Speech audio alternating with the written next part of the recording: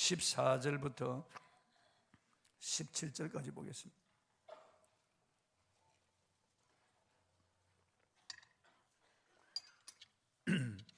누가복음 1장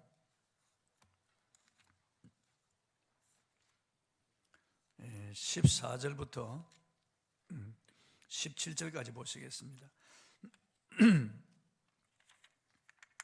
제가 봉독하겠습니다. 너도 기뻐하고 즐거워할 것이요 많은 사람도 그의 태어남을 기뻐하리니 이는 그가 주 앞에 큰 자가 되며 포도주나 독한 술을 마시지 아니하며 모태로부터 성령의 충만함을 받아 이스라엘 자손을 주 곧 그들의 하나님께로 많이 돌아오게 하겠습니다.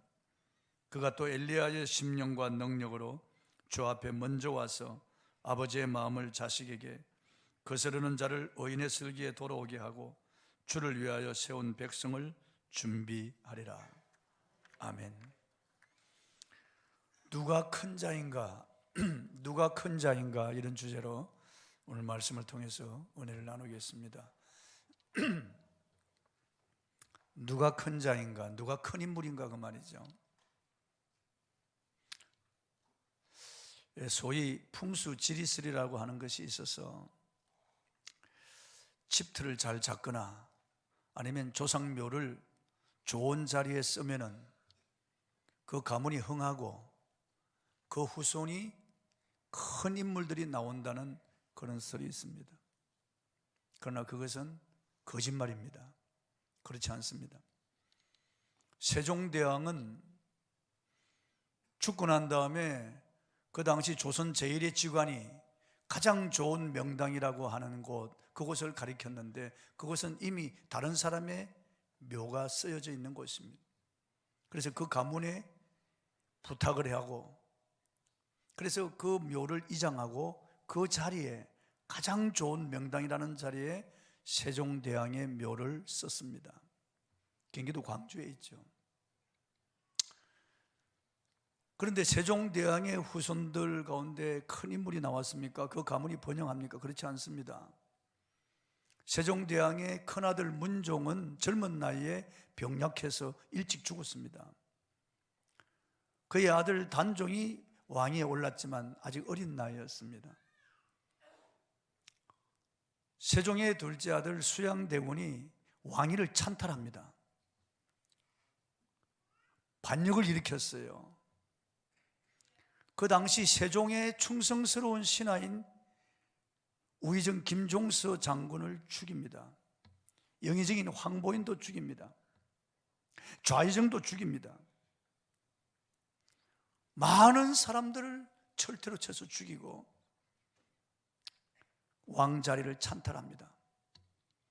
단종을 상황으로 잠깐 모셨지만은 계속 영모의 주동자라고 해서 단종을 강원도 영월로 기양을 보냅니다.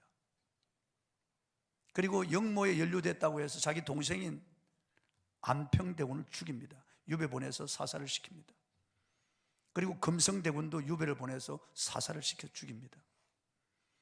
그리고 건부도사를 시켜서 단종에게 사약을 내리도록 하면서 건부도사를 불러가지고 귀에다 대고 살짝 자살로 처리하라고 말합니다. 그래서 건부도사가 그 어린 단종을 활줄로 목을 감아서 죽입니다. 그리고 세인에는 자살했다고 그렇게 퍼뜨리고 그 수많은 충신들을 죽이는 거예요. 세종대에 있어서 충신했던 우리가 알듯이 사육신, 노량진에 가면 사육신 묘가 있잖아요. 성삼문, 하와이지, 박팽년, 이계, 유성지 이런 사람들을 다 죽이는 거예요. 그때 일어났던 그 사화로 인해서 70여 명을 죽입니다. 그러니까 세종대왕의 묘를 잘 써서 그 가문이 흥하고 그 자손들이 다 잘 되나요? 안 해요. 그 아들들이 다 죽는 거예요. 세종께 충성했던 그런 신하들을 다 죽이는 거예요. 또 사주팔자를 잘 타고 나면은 큰 인물이 나온다고 그렇게 말합니다. 그 거짓말입니다. 연, 월, 일시, 이름을 잘 타고 나야 그 사람이 큰 인물이 된다. 사주팔자 풀이하는 거죠. 그 사단에 다 속임수입니다.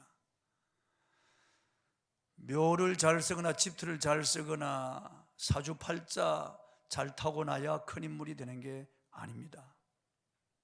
하나님께서 세워주셔야 큰 인물이 되는 거예요.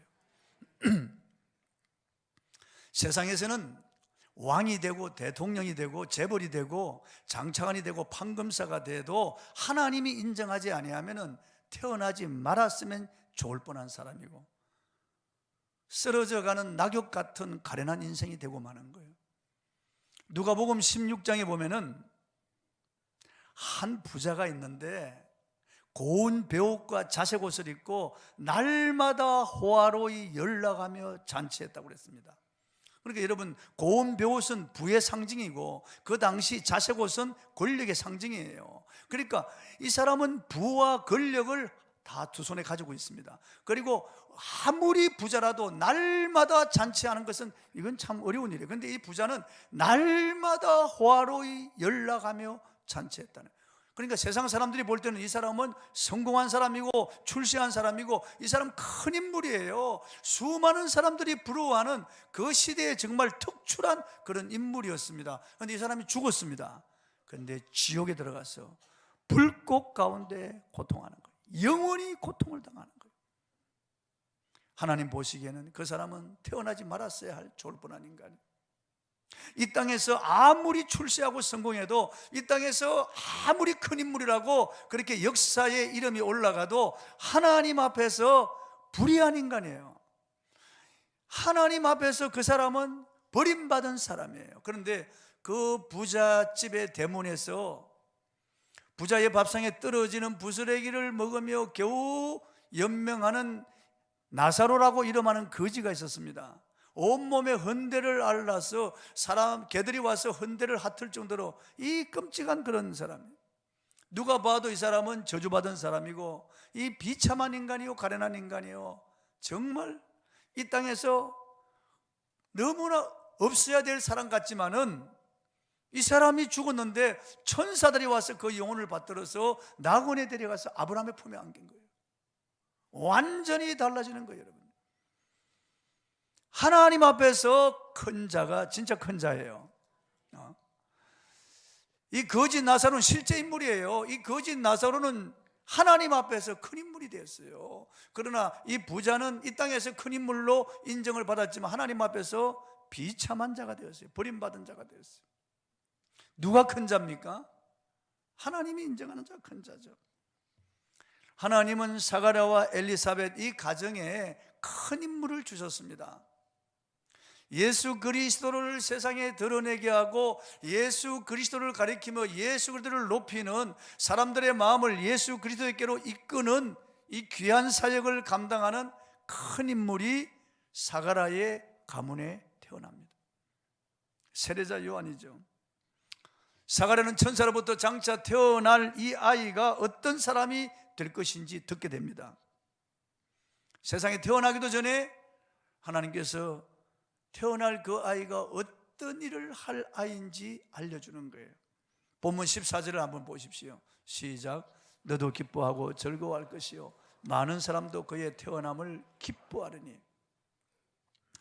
부모가 기뻐하고 즐거워할 것이라고 했고 많은 사람이 그의 태어남을 기뻐할 것이라고 했습니다. 여기서 기뻐하고는 카라라고 되어 있습니다. 카라라고 하는 그런 말을 쓰고 단어를 썼고, 즐거워할 것은 아갈리아시스라고 되어 있습니다.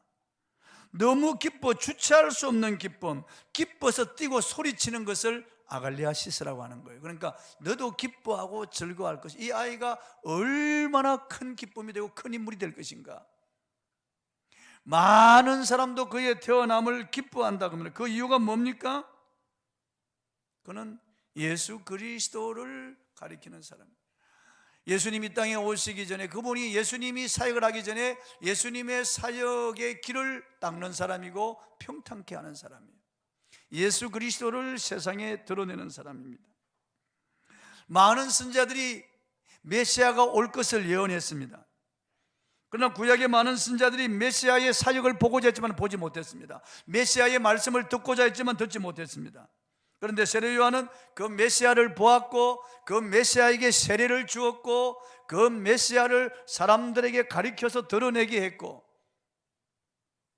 그 메시아가 하나님의 아들이심을 이 만천하에 드러낸 그런 사역을 했습니다.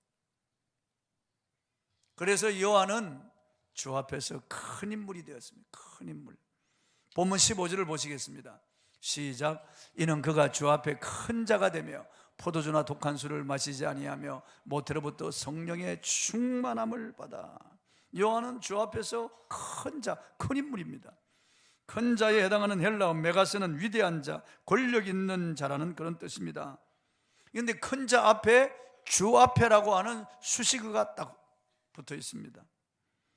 예수님 때문에 큰 자가 되었다고 말해요. 예수님 때문에 이 사람 스스로 큰 자가 된 게 아니고 예수님 때문에 큰 자가 된 거예요. 그는 세상에 예수 그리스도를 드러낸 분입니다. 예수님의 길을 닦은 분입니다. 예수 그리스도를 높인 분이에요. 그는 주님 앞에 겸손했습니다. 그는 예수님을 전하고 소리처럼 사라졌습니다. 그는 예수님의 신발끈을 푸는 종이 될 자격도 없다고 했습니다. 그는 예수님은 흥하여야 하고 자신은 쇠하여야 한다고 아주 겸손한 말을 했습니다. 예수님은 이렇게 겸손한 세례 요한을 보고 여자가 낳은 자 중에 세례 요한보다 큰 자가 없다고 인정해 주었습니다. 우리들도 세상에 예수 그리스도를 드러내고 우리가 예수님을 높이고 예수님을 자랑하고 예수 그리스도의 영광을 세상에 전하는 자가 되면 우리도 큰 자가 되는 거예요. 큰 자가 되는 거예요. 세상 사람들이 큰 자라고 해서 큰 자가 아니에요. 망할 자죠. 가련한 인생이죠. 무슨 대통령이다 뭐 그래 대단한 것 같지만 뭐 대법관이다 아니에요 여러분요. 그런 자리가 되면 좋죠. 예수 잘 믿고 그런 사람이 되면 좋아요. 그런데 예수 그리스도가 없는 사람은 버림받은 자예요. 멸망당할 자예요. 비참한 자예요. 태어나지 말았어야 할 그런 인생이에요. 그러나 예수님을 우리가 믿고 예수님을 전하고 예수님을 드러내고 예수님의 영광을 위해 살고 예수를 높이면 큰 자가 되는 거예요. 누구든지 큰 자가 되는 거예요. 배우지를 못해도 가진 것이 없어도 외모가 비록 출중하지 못해도 여러 가지 시원찮아도 내가 예수님을 잘 믿고 예수님을 드러내면 주 앞에 큰 자가 되는 거예요. 주 앞에 큰 자가 되는 거예요. 그러므로 여러분 예수 그리스도를 잘 믿고 섬기십시오. 정말 예수님을 기뻐하십시오. 예수님을 영화롭게 하십시오. 예수님을 전하십시오. 세상 사람들에게 예수를 증거하는 통로가 되기를 바랍니다. 세례 요한은 모태로부터 성령 충만한 자였습니다. 포도주나 독한 술을 마시지 아니하고 모태로부터 성령의 충만함을 받았다고 말씀하고 있습니다. 그 시대에 많은 사람들이 포도주나 독한 술을 즐겨했습니다. 그러나 세례 요한의 부모인 사가랴와 엘리사벳은 경건한 사람으로 술을 입에 대지 않았습니다. 임산부가 술을 입에 대고 임산부가 포도주나 독주를 마시면 이 아이가 술에 취해 이 알코올에 중독이 돼 나올 가능성이 많습니다. 아이가 술을 즐겨하는 아이가 되어서 나올 가능성이 많습니다. 그런데 세례 요한의 아버지 어머니는 성령 충만했기 때문에 세례 요한이 모태로부터 성령 충만했습니다. 부모의 영향이 얼마나 큰지 알 수 없습니다. 부모가 에이즈 환자면 자식도 에이즈 환자로 태어납니다. 부모가 매독균을 가지고 있으면 자식도 매독균 보균자로 태어납니다.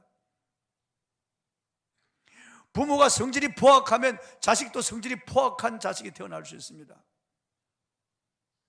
저게 누구 닮아서? 아니에요, 당신 닮았습니다. 틀림없이요. 우리가 성령 충만함을 받으려면 술 취하지 말아야 됩니다. 에베소 5장 18절 술 취하지 말라 이는 방탕하는 것이니 오직 성령의 충만을 받으라. 이 술은 사람의 마음을 빼앗습니다.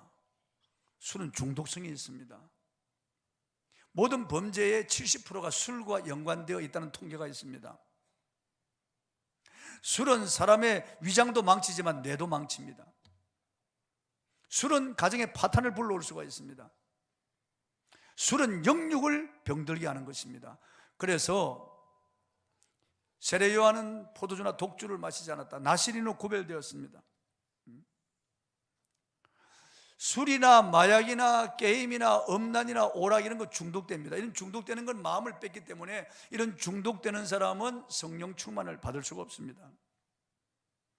오직 하나님을 사랑하고 말씀을 사랑하고 기도하고 성령 충만해야 아이들이 성령 충만할 수 있습니다. 성령 충만은 흘러가거든요. 플레오 흘러간다고 말이에요. 세례 요한이 성령 충만했기 때문에 수많은 사람들이 세례 요한에게로 올려든 거예요. 그것은 세례 요한의 부모님들이 성령 충만했기 때문에 그래요. 그래서 모태로부터 성령 충만하고 태어나서도 성령 충만했습니다. 실로 부모의 영향이 얼마나 큰지 알 수 없습니다. 어릴 때 부모의 영향이 7, 80%라고 그러잖아요.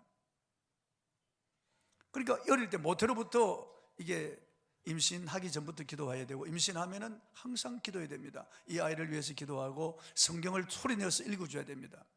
성경을 소리내어서 읽어줘. 그래서 제 딸들한테도 내가 성경을 소리내어서 읽으라. 임신했으면 창세기부터 계시록까지 소리내어서 통독해서 읽어라. 아이가 다 들으니까 소리내어서 읽어주라. 소리내어서 읽어줬어요. 그렇게 해야 됩니다. 그리고 태어나서도 계속해서 말씀과 기도로 아이를 양육하면 이 아이가 주 앞에 큰 자가 되는 거예요. 여러분의 자녀와 손자, 손녀가 주 앞에 큰 자가 되는 거예요. 여러분에게도 기쁨이 되고 즐거움이 되고 많은 사람에게 기쁨이 되는 거예요. 그리고 요한은 많은 사람들을 주님께로 돌아오게 한 자였습니다. 본문 16절을 한번 보시겠습니다. 시작. 이스라엘 자손을 곧 그들의 하나님께로 많이 돌아오게 하겠습니다. 그래서 주 앞에 큰 자가 되는 겁니다. 당시에 많은 사람들이 하나님을 떠나 살았습니다. 돈과 쾌락과 자아를 우상 숭배하며 살았습니다. 하나님 없이 자기가 하나님의 자리에 올라왔어. 그 영혼이 죽었습니다. 그러나 세례 요한은 이들에게 회개의 메시지를 전했습니다. 회개하라, 천국이 가까워 왔느니라. 그러자 온 예루살렘과 유다 여러 성읍에서 수많은 사람들이 세례 요한에게 몰려왔습니다. 모든 유다의 성읍들이 텅 빌 정도로 요단강으로 몰려도, 왜 그러냐면 세례 요한이 성령 충만했거든요. 경건했거든요. 그래서 세례 요한이 그들에게 독선을 퍼붓더라도 그들은 달게 받았어요. 회개했습니다. 왜냐하면 세례 요한이 경건하기 때문에, 경건이 능력이었기 때문에. 그래서 수많은 사람들이 회개하고 하나님께로 돌아왔습니다. 예수님이 사역하기 전에 세례 요한이 먼저 길을 닦는 거예요. 많은 사람을 하나님께로 돌아오게 한 자였다. 다니엘서 12장 3절 한번 읽어보겠습니다. 시작. 지혜 있는 자는 궁창의 빛과 같이 빛날 것이요 많은 사람들을 옳은 대로 돌아오게 한 자는 별과 같이 영원토록 빛나리라. 그렇습니다. 예수님은 세례 요한을 가리켜 그 시대의 등불이라고 그래서 등불. 요한복음 5장 35절을 한번 읽어보겠습니다. 시작. 요한은 켜서 비추이는 등불이라. 너희가 한때 그 빛에 즐거이 있기를 원하였거늘. 요한은 암흑 세상에 비추는 등불이었습니다. 그 왜 등불일까요? 예수님을 비췄거든요. 자기가 등불이 되어서 예수님을 가리키고 예수님을 비췄다고요. 그 등불인 거예요. 등불.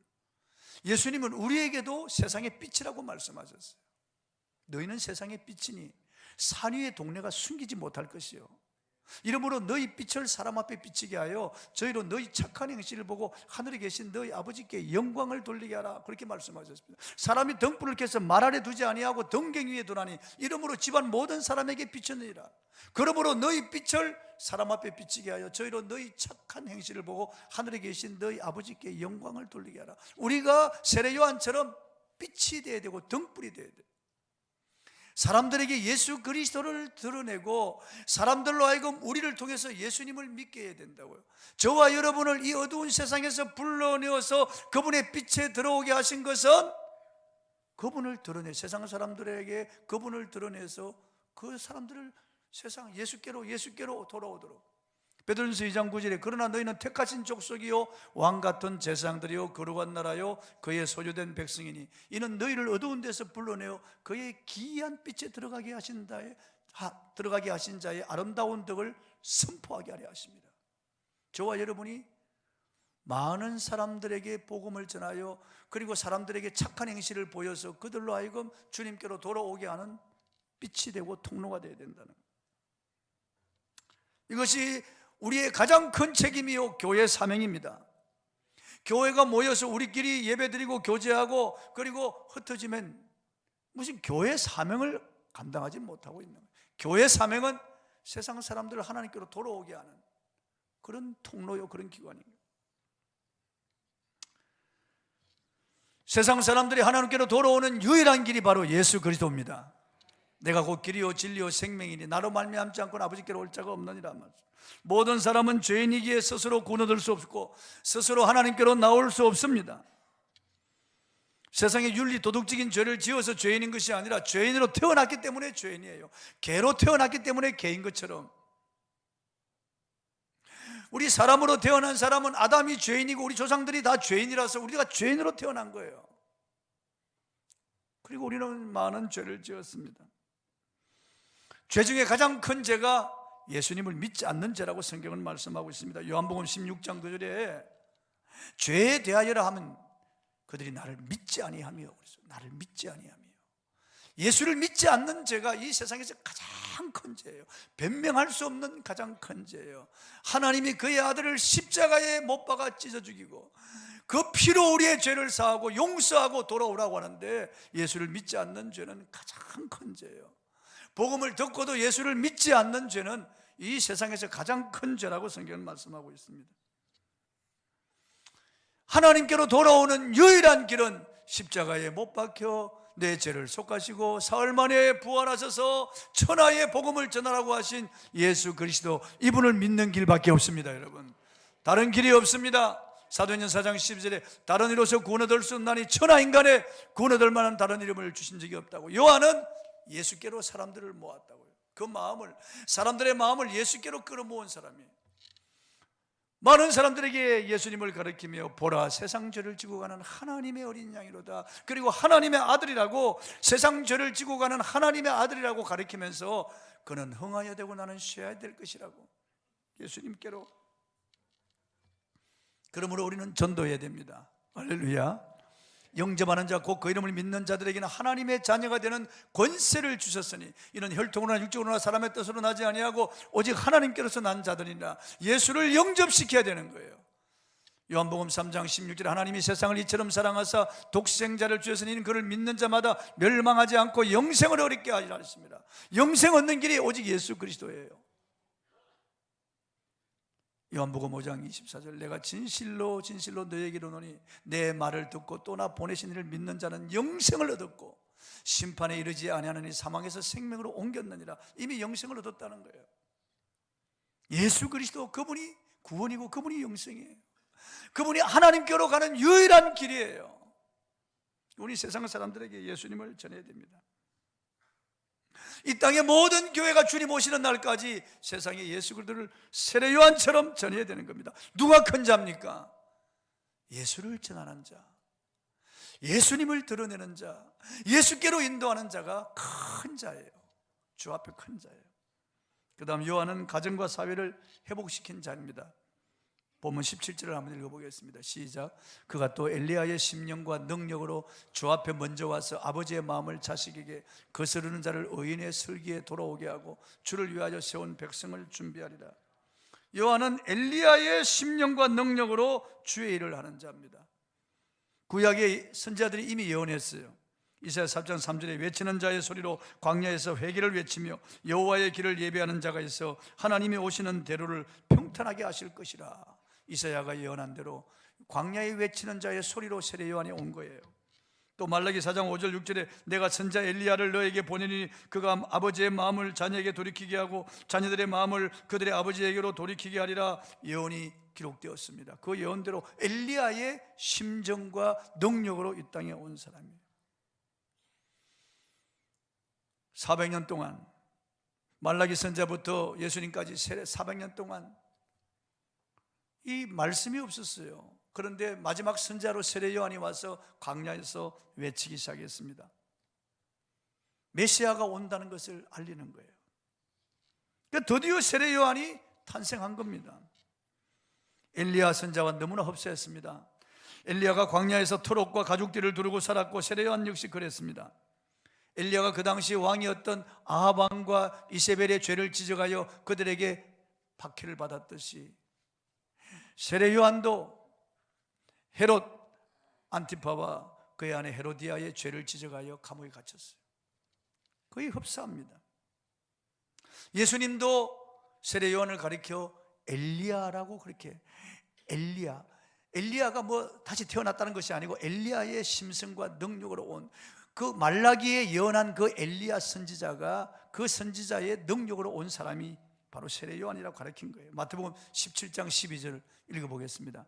시작. 내가 너에게 말하노니 엘리야가 이미 왔으되 사람들이 알지 못하고 임의로 대화했도다. 인자도 이와 같이 그들에게 고난을 받으리라 하시니라.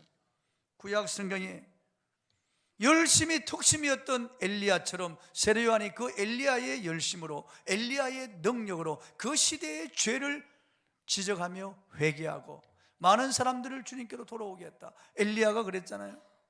아합과 이세벨의 죄를 지적하고 그 당시 바알을 숭배하는 이스라엘의 죄를 지적합니다. 그리고 갈멜산에서 바알 선자 450만과 대계를 벌립니다. 이스라엘 백성들은 그 갈멜산에 모여서 둘 사이에 머뭇거리는데 누가 참 신인지, 누가 하나님인지, 여호와가 하나님인지 바알이 하나님인지 불로서 응답하는 신이 참 신이다 말이에요. 그래서 엘리야가 기도해서 하늘에 불이 내려서 하나님이 참 신인 것을 이스라엘 백성들에게 보여주었어요. 그리고 이스라엘 백성들이 타락할 때 비 오지 않기를 기도하여 3년 6개월 동안 비가 오지 않았어요. 그가 다시 기도해서 하늘이 열리고 비가 쏟아졌어요. 그건 정말 능력 있는 그런 종이었습니다. 세례 요한도 마찬가지로 이 땅에 경건한 그런 삶을 살았고 엘리야처럼 약대 트롯을 입고 가죽띠를 띠고 메뚜기와 석청을 먹으며 사람들에게 회개를 선포했습니다. 헤롯 안티파와 그리고 헤로디아의 죄를 지적하고 백성들의 죄를 신랄하게 지적하고 하나님께로 돌아오라고 회개를 촉구하고 그리고 수많은 사람들에게 세례를 주었습니다.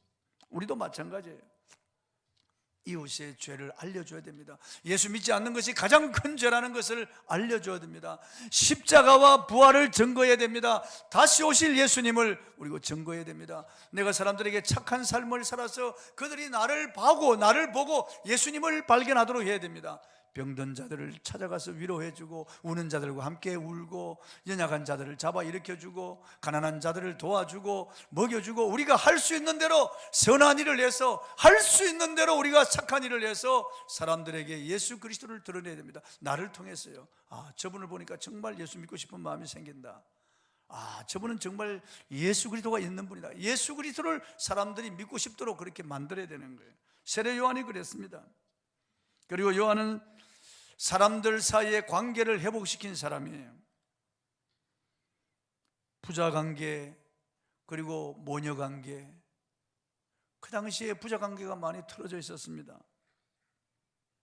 아버지와 아들과의 관계가 좋지 않았단 말이죠. 아버지는 너무 엄격하고 아버지는 너무 율법적이라는 거죠. 아버지 생각할 때는 아들이 너무 반항적이라는 거예요. 어머니와 딸의 관계도 그리고 장모와 사위와의 관계도 시댁과 며느리와의 관계도 다 어그러져 있는 거예요. 서로 반목하고 갈등하고 서로 다투고 가정마다 이게 가정에 문제가 많고 가정마다 이렇게 서로 인간관계가 틀어져 있는 거예요. 교회 안에도 목사와 신자와의 관계가 틀어져 있고 그래서 이 틀어져 있는 인간관계를 회복시켜주는 그런 역할을 세례 요한이 했다는 거예요. 우리도 세례 요한처럼 화평하게 하는 자가 되어야 되겠습니다. 얼마나 많은 가정에 어려움이 많나요? 인간관계 때문에. 교회 와서도 우리가 화평하게 하는 자가 되어야 되겠어요. 사람들에게 친절하게 대하고 상냥하게 대하고 웃음으로 대하고 사람들 손을 잡아주고 사람들 위로해주고 격려해주고 세워주고 여기서 정말 우리가 겸손한 모습을 보이고 참신한 모습을 보여서 사람들로 하여금 정말 그 마음을 위로해주는 그런 교회 와서 따뜻함을 느끼는 그런 통로가 되어야 된다 그 말이에요. 교회 와서 인상 쓰고 있고 교회 와서 퉁명스럽고 주차장에서 인상 쓰고 식당에서 인상 쓰고 처음 만나는 사람을 보더라도 본체만 차하고 찬바람이 횡 돌고 나만 알고 이런 이기적인 이런 사람이 되어서는 되겠어요? 교인이라고 하면서 교회 와서 신자라고 하면서 이렇게 찬바람을 일으키는 사람, 이렇게 냉각된 사람이 되어서 되겠나요? 성령 받은 사람은 따뜻한 사람이죠. 품어주는 사람이죠. 항상 친절을 베풀고 항상 겸손해서 낮아져서 섬기는 자리에 있는 사람이 이 예수님을 닮은 사람이죠. 누가 큰 자입니까? 예수님께서 너희 중에 섬기는 자가 큰 자니라 그렇게 말씀하셨어요. 여러분, 세례 요한처럼 관계를 회복시키는 사람, 화평하게 하는 사람이 되기를 바랍니다. 모두 이런 자들이 되어서 주 앞에 인정받는 자가 되기를 바랍니다. 말씀 맺습니다. 세례 요한은 큰 인물입니다. 주 앞에서 큰 인물이에요. 예수님 때문에 큰 인물이 된 거예요. 여러분은 예수님을 드러내는 삶을 살았어요. 사람들에게 예수님을 가르쳤어요. 예수님을 높였어요. 예수님이 오시는 길을 닦았습니다. 그래서 큰 자예요. 오직 예수로 살았던 사람이에요. 짧은 인생, 31살의 짧은 인생을 살았지만 불꽃 같은 삶을 살다 갔습니다. 짧은 인생을 살았지만 오직 예수로 충만한 삶을 살다가 간 사람이에요. 여러분, 오직 예수로 사시길 바랍니다. 예수를 높이시고 예수를 영화롭게 하시고 우리 예수님을 전하시고 예수를 드러내는 삶을 살게 되시길 바랍니다. 그리고 많은 사람들을 하나님께로 돌아오게 한 자였습니다. 많은 사람을 하나님께로 경건한 삶이, 그의 경건한 삶이 사람들을 끌었다고요. 이 사람들에게 개차반 소리를 들어서 되겠어요? 예수 믿으면서 손가락질 받고 빈정거림을 받아서 되겠어요? 세례 요한은 경건한 삶을 살았어요. 수많은 사람들을 주님께로 이끄는 사람이 되었습니다. 그리고 사람들을 깨어진 관계를 회복시키는 사람이 되어야 되겠습니다. 여러분도 이런 사람이 되길 바랍니다. 저와 여러분이 세례 요한처럼 이런 큰 인물이 되기를 바랍니다. 여러분과 여러분의 자녀들, 여러분의 후손들이 큰 인물이 나기를 바랍니다.